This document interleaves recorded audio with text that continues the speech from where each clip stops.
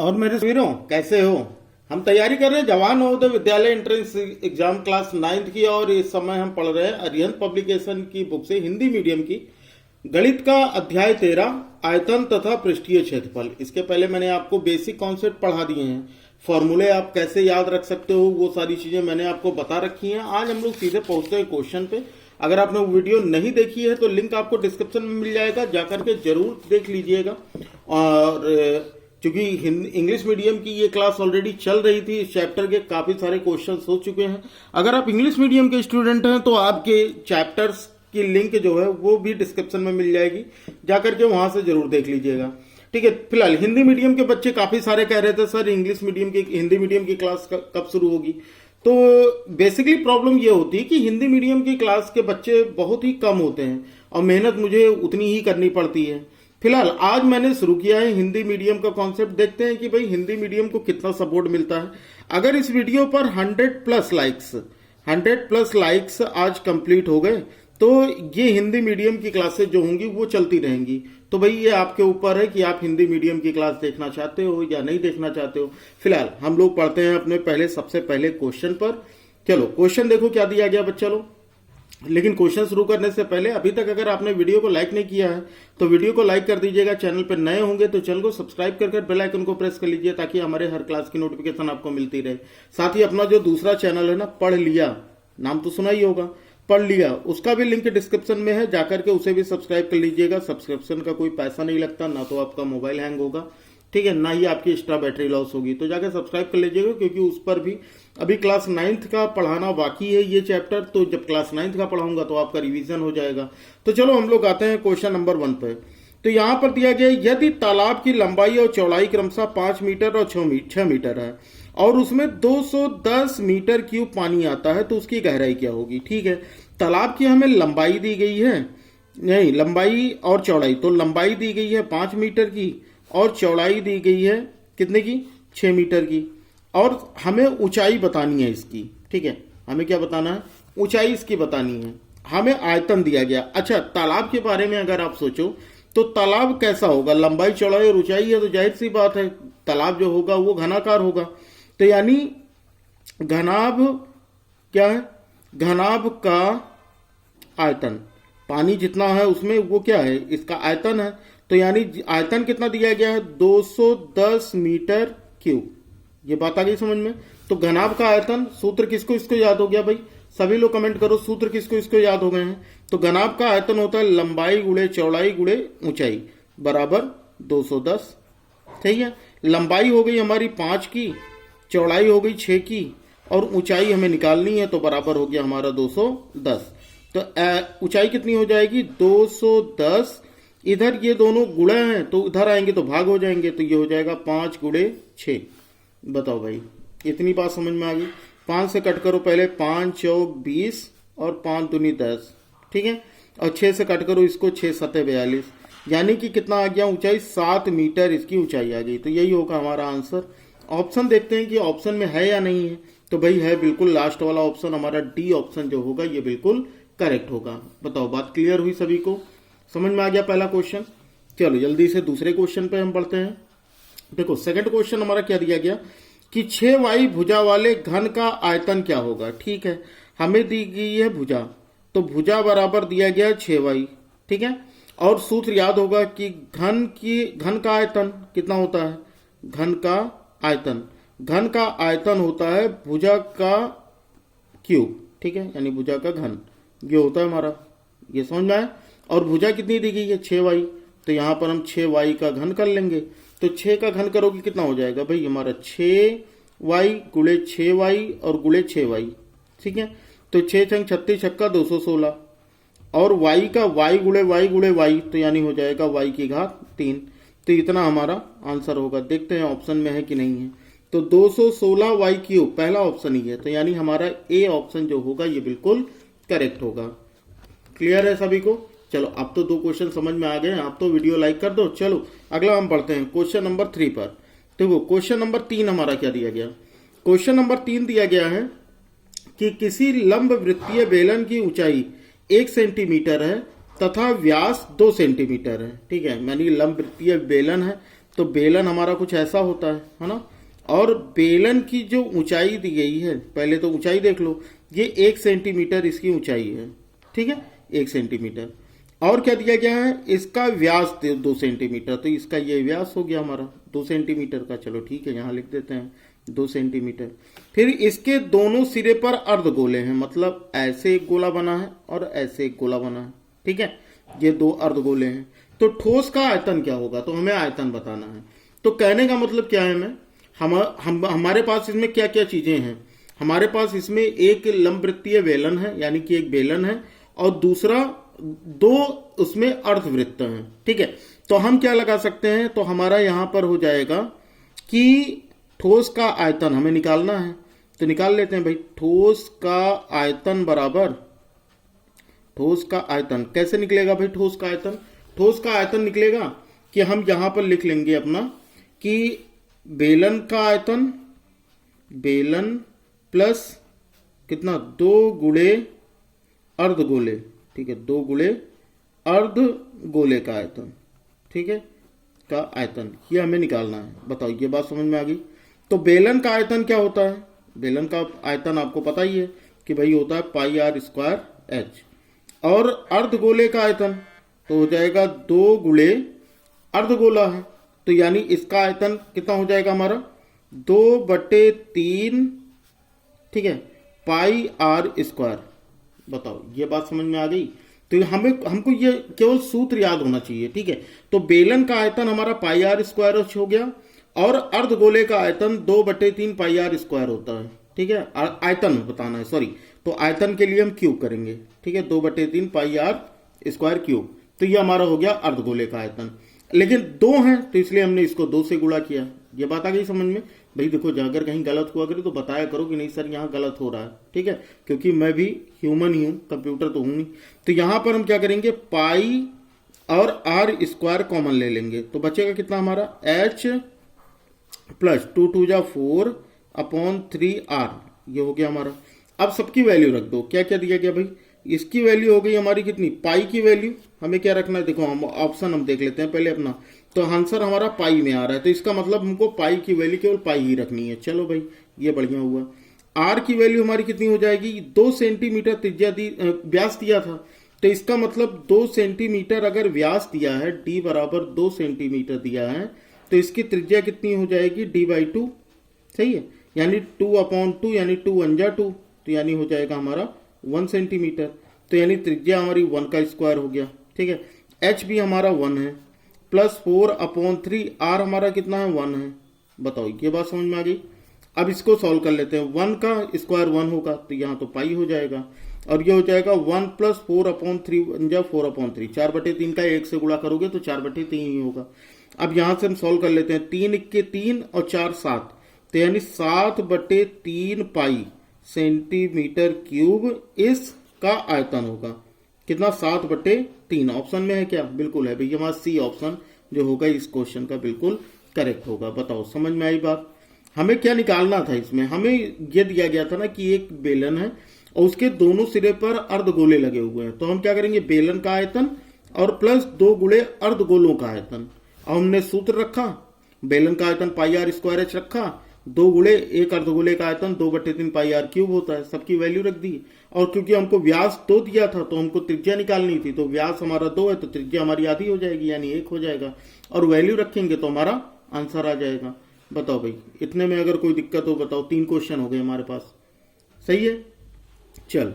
अब अभी तक लेकिन लाइक नहीं किया ना, तो सभी लोग लाइक जरूर कर दो, क्योंकि लाइक करते हो तो भाई मुझे भी मोटिवेशन मिलता है। आगे बढ़ते हैं क्वेश्चन नंबर 4 पे। देखो, चौथा क्वेश्चन क्या दिया गया हमारा, क्वेश्चन नंबर 4 दिया गया। पहले तो क्वेश्चन पढ़ लेते हैं, उसके बाद फिर समझते हैं कि क्या करना है हमें। तो क्वेश्चन नंबर 4 में दिया गया कि एक शंकु की ऊंचाई 6 सेंटीमीटर तथा आधार की त्रिज्या 12 सेंटीमीटर है। ठीक है, यदि इस शंकु का आयतन एक गोले के आयतन के तुल्य हो, तुल्य का मतलब बराबर हो, तो गोले की त्रिज्या क्या होगी। आसान सा क्वेश्चन, अगर सूत्र आपको याद है तो आप आसानी से क्वेश्चन को लगा पाओगे। क्या क्या दिया गया है पहले तो ये देख लो। देखो, हमें दिया क्या है, पहले तो ये ध्यान देते रहना कि क्या क्या दिया है। देखो, शंकु की ऊंचाई सबसे पहले हम देख लेते हैं। यहां पर हमको एक शंकु दिया है, ठीक है। अगर आप देखो तो ये हमारा शंकु हो गया और ये शंकु की ऊंचाई हो गई। शंकु की ऊंचाई कितनी दी गई है? 6 सेंटीमीटर। और आधार की त्रिज्या 12, यानी ये जो दिया गया है ये 12 दिया गया है। और इसका आयतन जो है वो एक गोले के आयतन के बराबर है, ठीक है। सबसे पहले हम लिख लेते हैं कि h बराबर 6 सेंटीमीटर और r बराबर 12 सेंटीमीटर, ठीक है। और जो दिया है वो लिख लो, क्या दिया है कि शंकु का आयतन बराबर, शंकु का आयतन बराबर गोले का आयतन, शंकु का आयतन बराबर गोले का आयतन, ठीक है। ये हमें दिया गया है गोले का आयतन। अब देखो शंकु का आयतन क्या होता है हमारा? शंकु का आयतन 1/3, ठीक है, पाई आर स्क्वायर एच, ये हो गया हमारा शंकु का आयतन। और वहीं गोले का आयतन 4/3 पाई आर क्यूब, ये हो गया हमारा। बताओ ये समझ में आई? तो यहां से हम क्या करेंगे कि इस 3 से ये 3 काट दो, इस पाई से ये पाई काट दो, ठीक है। और 2 आर हैं, ठीक है, तो आर स्क्वायर है, ये आर क्यूब है, तो ये 2 आर इसके, तो 1 आर बचा। तो यानी h इक्वल्स टू हमारा बच गया 4r। बताओ ये समझ में आया? अब यहां पर हमारा क्या दिया है कि यहां पर हमें क्या निकालना है? जो भी दिया है h बराबर हमें 6 दिया है और r बराबर हमारा कितना दिया गया है? यहां पर r बराबर हमारा कितना हो गया? देखो यहां पे ये बात हो। अच्छा एक चीज और भी कि इसका जो गोला बनेगा उसकी त्रिज्या तो हमारी कुछ और होगी, यानी कि कैपिटल आर होगा, ठीक है, ऐसा कुछ। यहां पर जो हमारा गोला होगा वो हमारा कैपिटल आर होगा, ये याद रखिएगा। चलो एक बार फिर से समझो, यहां पर जो मैं गलती कर रहा हूं वो गलती आप ना कीजिएगा। अभी ये लगाते लगाते समझ में आया कि करना क्या है। देखो इसका हो जाएगा 1/3 पाई आर स्क्वायर एच और इसका हो जाएगा हमारा 4/3 पाई आर क्यूब, क्योंकि गोला बना है तो उसकी त्रिज्या तो कुछ और होगी और हमें त्रिज्या ही बतानी है। तो यहाँ 3 से ये 3 कट गया और पाई से ये पाई कट गया, तो इसका मतलब क्या है हमारा 4r cube is equal to pi square H. ये हमें r की वैल्यू निकालनी है। तो 4r cube is equal to pi की वैल्यू हमारी कितनी हो गई? क्या सॉरी ये r है, ठीक है। तो r की वैल्यू हमारी कितनी? 12 थी, तो हम यहाँ 12 का वर्ग रख लेंगे और h कितना हमारा 6, तो यहाँ हम 6 रख लेंगे। तो यहाँ पर हो जाएगा हमारा r क्यूब बराबर 12 गुणे 12 गुणे 6, ठीक है, बटे 4। अब देखो 2 दूनी 4, 2 छंग 12, 2 दूनी 4, 2 छंग 12। आप सोचोगे सर 4 तो यही 12 भी तो कर सकते थे, क्यों ऐसा कर रहे हो? इसलिए कर रहे हैं क्योंकि r क्यूब बराबर हो जाएगा हमारा 6 गुणे 6 गुणे 6, ठीक है। यानी क्या हो गया? 6 का क्यूब हो गया। कितना हो गया? r क्यूब बराबर 6 का क्यूब। तो क्यूब से क्यूब कट जाएगा, घन से घन कट जाएगा, तो r बराबर कितना हो जाएगा? 6 सेंटीमीटर। यानी गोले की त्रिज्या कितनी होगी? 6 सेंटीमीटर। और यही हमारा आंसर होगा। ऑप्शन चेक कर लेते हैं है कि नहीं है। तो है भाई हमारा ए ऑप्शन ही है, तो इसका मतलब इसका ए ऑप्शन जो होगा ये बिल्कुल करेक्ट होगा। बताओ भाई बात समझ में? देखो यहां पर जो मैं कंफ्यूज हुआ था ना, मैंने दोनों की त्रिज्या समान रख दी थी, जबकि त्रिज्या समान नहीं है। यह शंकु है, इसकी त्रिज्या तो दी है 12, लेकिन जो इसकी बराबर आयतन का जो गोला बनेगा उसकी त्रिज्या कुछ और होगी। तो हम त्रिज्या ज्यादा होगी तो हम कैपिटल आर उसका नाम रख लेते हैं। और यहाँ पर दोनों का आयतन बराबर है, तो इसका सूत्र हो गया 1/3 पाई आर स्क्वायर एच और गोले का आयतन हो गया 4/3 पाई कैपिटल आर क्यूब, ठीक है। 3 से 3 कट गए, पाई से पाई कट गया, तो यहाँ पर हमारा 4r क्यूब बराबर आर स्क्वायर एच बचा। बस हमने वैल्यू रख के और आर की वैल्यू, कैपिटल आर की वैल्यू निकाल ली, और यही हमारा क्वेश्चन था, ठीक है। चलो अगला क्वेश्चन देखो, क्वेश्चन नंबर 5। अब क्वेश्चन नंबर 5 के पहले देखो, क्वेश्चन नंबर 5 को करने से पहले क्वेश्चन को समझो कि क्या क्या चीजें ये कह रहा है। तो सबसे पहले क्वेश्चन नंबर 5 में देखो क्या क्या चीजें दी गई हैं। यदि किसी लंबवृत्तीय शंकु के आधार की त्रिज्या को दोगुना किया जाए, ठीक है, तो शंकुओं के वक्र पृष्ठों के वर्गों का अनुपात क्या होगा? बहुत बढ़िया।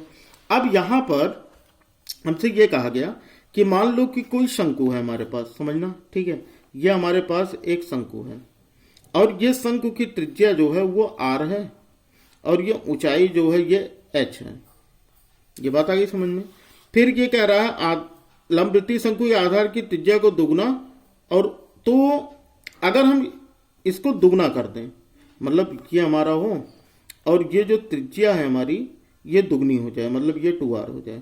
ऊंचाई के बारे में तो कोई बात की नहीं कि यदि किसी लंबवृत्तीय शंकु के आधार की त्रिज्या को दोगुना कर दिया जाए, केवल त्रिज्या की बात कर रहा है। ऊंचाई मतलब इसको ऊंचाई से कोई मतलब है नहीं। तो शंकुओं के वक्र पृष्ठों के वर्गों का अनुपात क्या होगा। चलो अब यहां पर अगर हम इनके एल की बात करें तो इसका मतलब दोनों के एल तो अलग होंगे, होंगे कि नहीं, क्योंकि जो वक्र पृष्ठ होते हैं वो कितना होता है भाई, पाई आर एल।